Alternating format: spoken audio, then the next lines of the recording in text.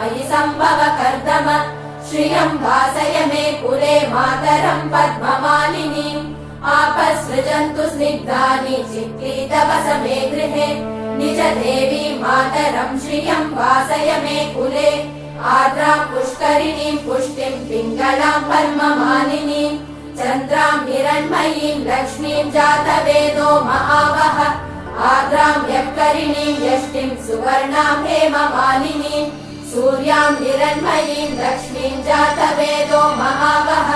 तां महावः जातवेदो लक्ष्मीमनपगामिनीं यस्यां हिरण्यं प्रभूतं गावो दास्योश्वान् विन्देयं पुरुषानहम् सर्वमङ्गलमाङ्गल्ये शिवे सर्वार्थसाधिके शरण्ये त्र्यम्बके देवी नारायणि नमोऽस्तुते नारायणि नमोऽस्तुते नारायणि